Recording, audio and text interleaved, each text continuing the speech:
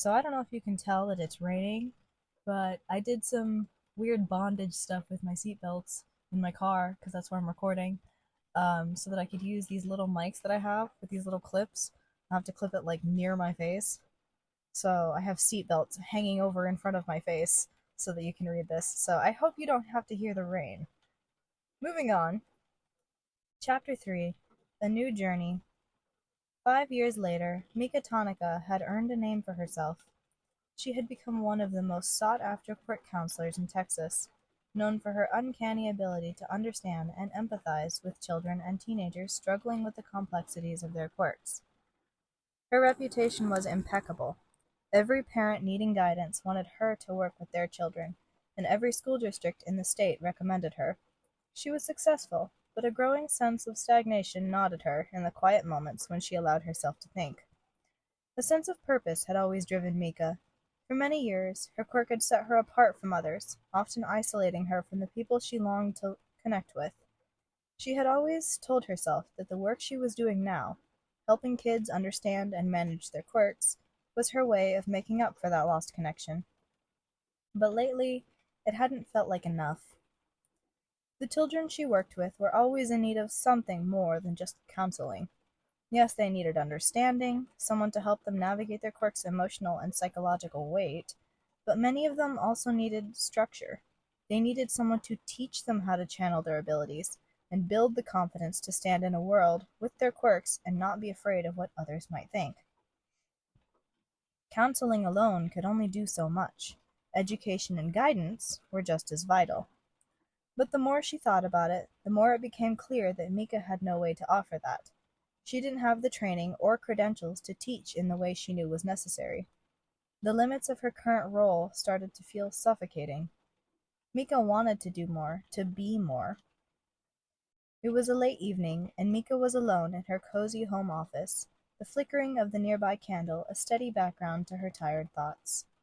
The desk in front of her was cluttered with stacks of paperwork, case files, and notes from her last few sessions. She rubbed her temples and leaned back in her chair, eyes scanning the room absent-mindedly. Her gaze landed on a bulletin board, pinned with advertisements for various teaching programs.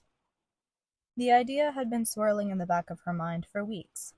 Could teaching be the answer? Could she transition into a role where she could work more directly with the children, giving them the emotional support and education they desperately needed? The thought excited her, but also terrified her.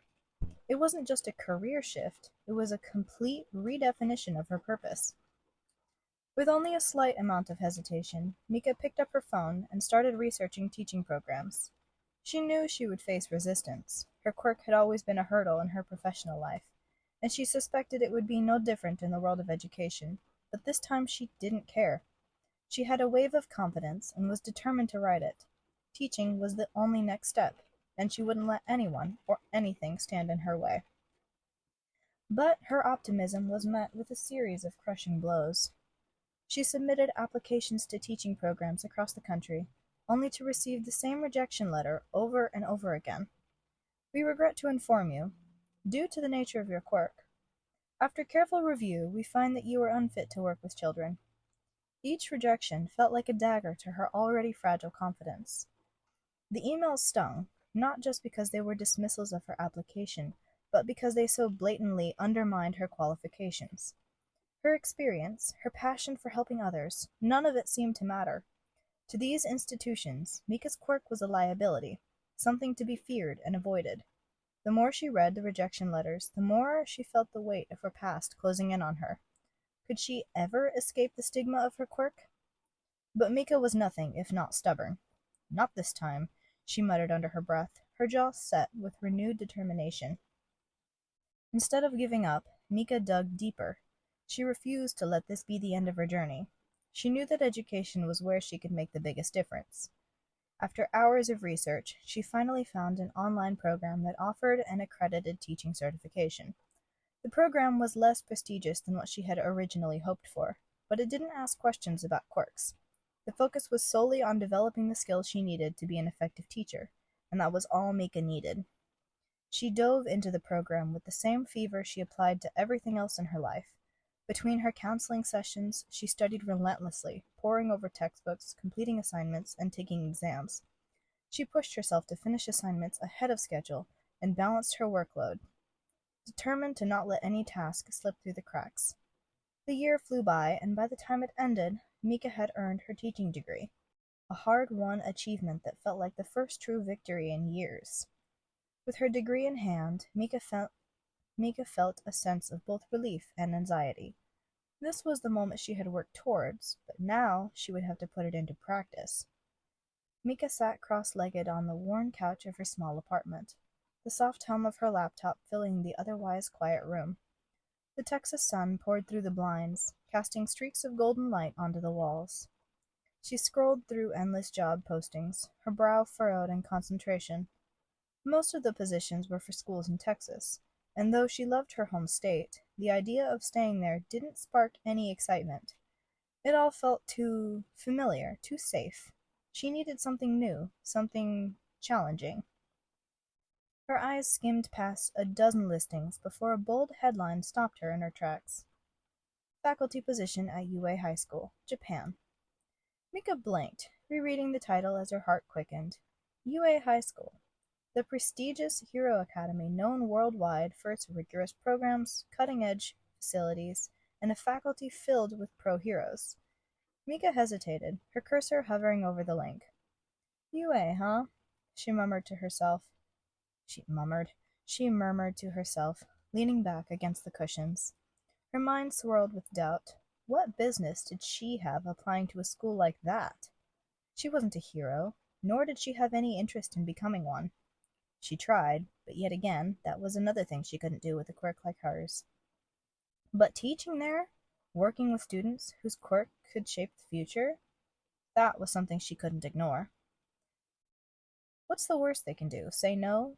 Mika muttered with a shrug, clicking on the application link. The form was lengthy, as expected, and Mika filled it out carefully, listing her credentials and experience. Her resume spoke for itself. Top-ranked quirk counselor in Texas, with a degree in quirk science and a recently earned teaching degree. If they looked past her quirk, there was no reason she wouldn't at least get an interview. Probably. Her fingers paused over the section for a personal statement, and for a moment doubt crept in. Would her words be enough to convey how much this opportunity meant to her? With a deep breath, she started writing, pouring her heart into the paragraph. She wrote about her drive to help others, her belief in the potential of every child, and her commitment to overcome the stigma surrounding quirks like her own. But then she reached the section she dreaded the most. Quirk and description. Her fingers hovered over the keys. How many doors had been slammed shut because of this? How many rejections had she faced, not because of her skills or experience, but because of what her quirk represented to others? The memory of those rejection emails flashed through her mind, each one a reminder of the stigma she carried. But hiding it wasn't an option. UA was a hero school, and honesty about quirks was undoubtedly non-negotiable. Mika exhaled slowly and began typing. Quirk, paralysis field. Description, stops the quirk and movements of targets within her line of sight. Stops when she blinks. She stared at the words for a long moment before clicking the submit button. The confirmation screen popped up, and Mika leaned back, rubbing her temples.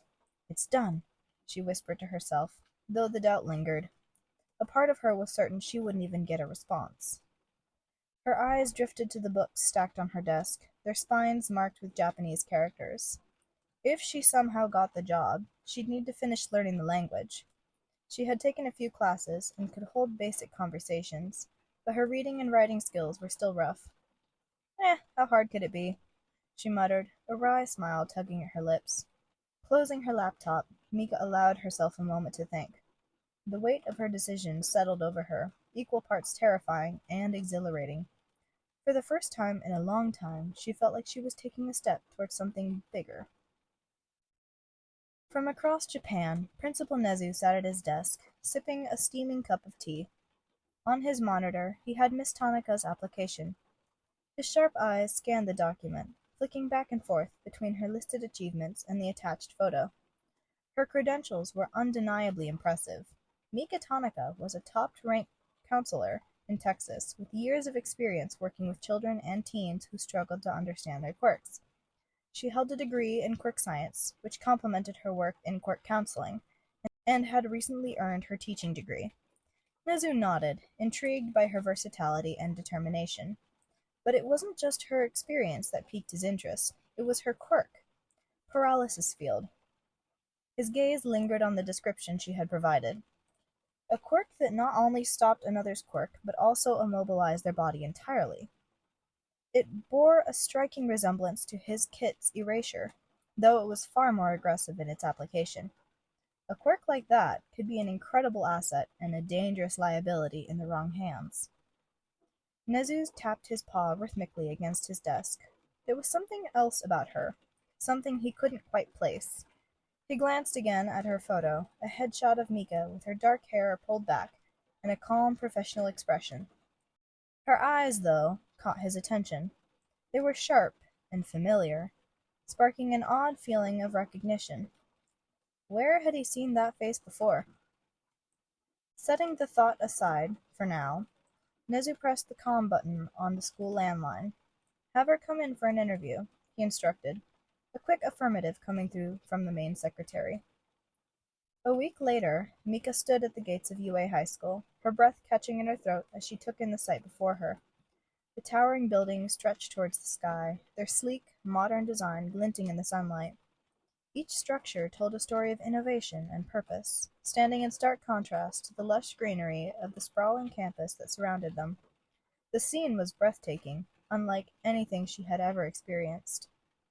Mika adjusted the strap of her bag, the weight a grounding presence at her side. It held a sturdy leather folder, filled to the brim with copies of her certifications, glowing letters of recommendations, and anything else she thought might prove her worth. She had double-checked the contents a dozen times that morning, each review a futile attempt to silence the nagging doubts in her mind. Her black suit, chosen to help her look more confident than she was, felt a touch too tight as her nerves threatened to overtake her. She smoothed the fabric with trembling hands, wiping her palms discreetly against the sides of her slacks as a crisp, cool breeze swept through the air, doing little to steady her racing heart. "Okay, Mika," she muttered under her breath, inhaling deeply as she stared at the imposing gates before her. "You've got this. Just be yourself." Her words didn't quite quell the butterflies in her stomach, but they gave her the push she needed. With deliberate steps, she approached the entrance and reached for the keypad affixed to the side of the gate. The temporary access code Principal Nedzu had emailed her was etched into her memory, a string of numbers she'd rehearsed countless times. But before she could type in the first digit, the keypad blinked green, and the gates parted with a soft mechanical hum. Startled, Mika froze mid-motion, her eyes darting up to the small security camera perched above the entrance. Its blinking red light shifted to green for a brief moment, before returning to red, as if acknowledging her presence. A faint smile tugged at her lips, despite herself. Of course they were watching. This was UA, after all. Security was likely second to none. The gates opened fully, revealing a paved path leading towards the heart of the campus. Mika adjusted her bag again, her heels clicking softly against the ground as she stepped inside. Each step felt heavier than the last, her nerves threatening to overwhelm her, but she forced herself to keep moving forward. As she walked, the grandeur of the campus unfolded around her. Immaculately maintained gardens lined the pathways, their vibrant flowers adding splashes of color to the landscape. The air was filled with a sense of energy, a hum of potential that seemed to pulse through the very ground beneath her feet. Mika couldn't help but glance around, her gaze drawn to the massive training facilities in the distance, and the sleek administrative buildings that stood as a testament to the school's reputation. Everything about UA radiated excellence and promise, and for a moment she felt dwarfed by it all. By the time she reached the main buildings, her nerves were back full force. The interior was even more impressive than the exterior, with high ceilings, polished floors that gleamed under the light, and walls adorned with photos of past students and staff. The faint hum of activity echoed through the halls, distant voices and footsteps mingled in a quiet symphony of life. A staff member greeted her at the entrance, their friendly smile and polite demeanor offering a small but welcome reprieve from the weight of her nerves. "You must be Mika Tanaka," they said, their tone warm and professional. "Welcome to UA High. Principal Nedzu is expecting you." Mika managed a small nod, her voice catching before she found the words to respond. "Thank you. It's an honor to be here." The staff member gestured for her to follow, leading her through the labyrinth halls of the school. As they walked, Mika couldn't help but steal glances at the various rooms they passed. They were all empty for the break of term, but everything she caught sight of was massive. The doors alone looked big enough to look average size to a giant, and the whiteboards covered the entirety of a wall from floor to ceiling. Finally, they reached a grand door marked with a polished nameplate that read Principal Nedzu. The staff member knocked lightly before opening the door, stepping aside to allow Mika to enter. As she crossed the threshold, Mika's gaze immediately locked onto the only other presence of the room. Seated behind an impressive, meticulously organized desk was Nedzu, the principal of UA High. The anthropomorphic animal radiated an aura of quiet authority and sharp intelligence. His fur was pristine, his small business suit without a single wrinkle, and his tiny paws rested atop a stack of neatly arranged papers. The air around him was commanding, his presence filling the room as easily as any human's might. But what truly held Mika's attention were his eyes. They sparkled with piercing curiosity, a depth of thought and wisdom that was impossible to miss. Nedzu's expression softened into a welcoming smile as he spoke, his voice warm and inviting. "Miss Tanaka," he began, folding his paws neatly in front of him. "Thank you for coming all this way. I've been looking forward to our meeting." He gestured towards the chair across from him, a plush seat positioned perfectly to face his desk. "Please, come in and make yourself comfortable." Mika hesitated for the briefest of moments, her mind racing to catch up. She had read about Nedzu, of course, his incredible intellect, his unmatched leadership at UA, his reputation as one of the most brilliant minds in the world, but seeing him in person was something else entirely. Quickly regaining her composure, she stepped forward, her heels clicking softly against the polished floor as she approached the desk. "Thank you, Principal Nedzu," she replied, her voice steady despite the flutter of nerves in her chest. She slid into the seat he had indicated, setting her folder carefully on her lap. Up close, the sheer intensity of Nedzu's presence was even more apparent. Though his stature might have been small, his presence was anything but.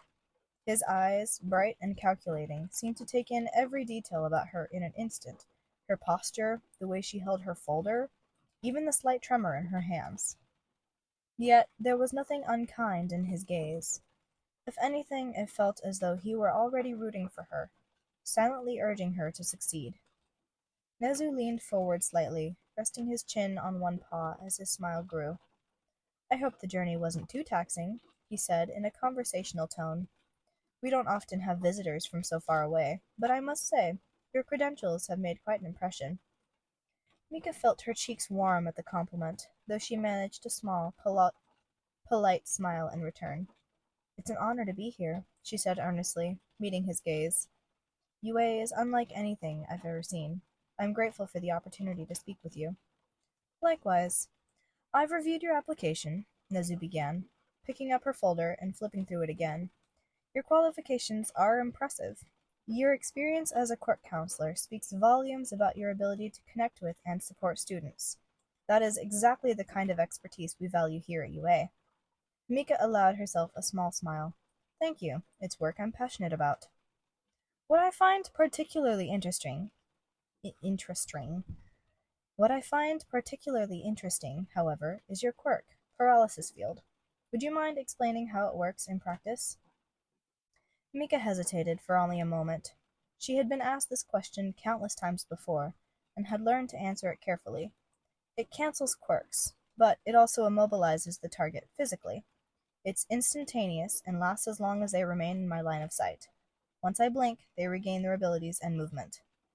Nedzu nodded, his sharp eyes studying her carefully. "That is an exceptionally powerful quirk. I imagine it's been challenging to navigate in certain professional environments." Mika stiffened slightly, but nodded. "It has. Many institutions see it as a liability. They're afraid that it could be misused, even though I've spent years proving otherwise. I've made it a point to never use it unless absolutely necessary. Nedzu hummed thoughtfully. I can understand that, but here at UA we don't shy away from quirks with potential risks.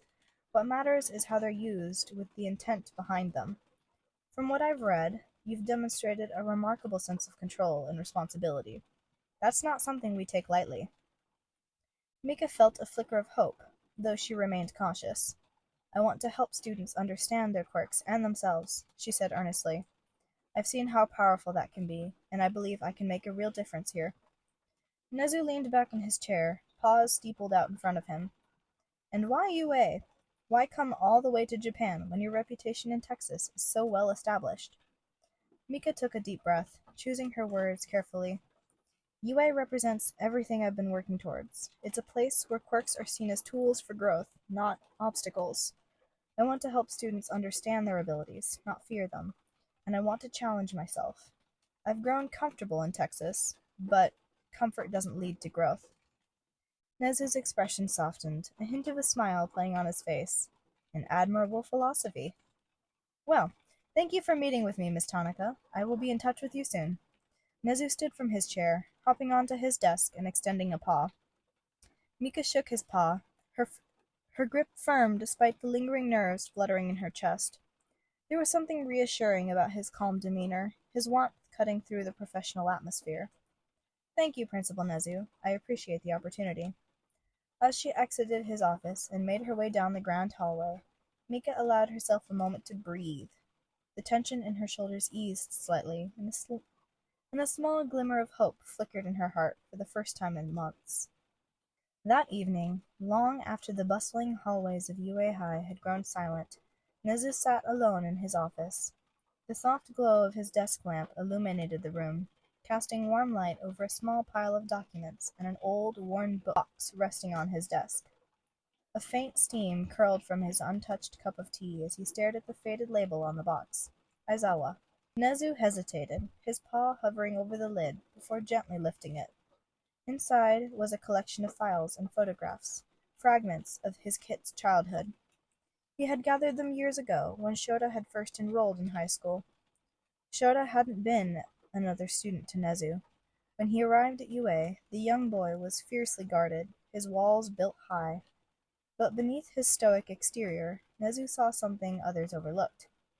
He looked past the quirk everyone deemed a threat and villainous, and saw the cry for help. Given up by his father to an orphanage, Shouta had quickly been rejected when the orphanage discovered the potential for a dangerous quirk. Like many others deemed too risky, Shouta had been entered into a specialized database for children with high-risk quirks. Eventually, an orphanage in Japan had taken him in. Nedzu had discovered this truth years ago during his deep dive into Shota's past, when the poor kid had smeared the makeup he used to hide friction burns on his face. That alone had strengthened his resolve to give the boy the stable environment he deserved. Nedzu had removed Shouta from the orphanage and brought him to UA, not just as a student, but as part of his own life. Over the years, their bond had deepened, transforming from one of teacher and student to something much closer, father and son. Now, as Nedzu sifted through the old records, his sharp mind churned. His curiosity had been piqued ever since Mika Tanaka's interview.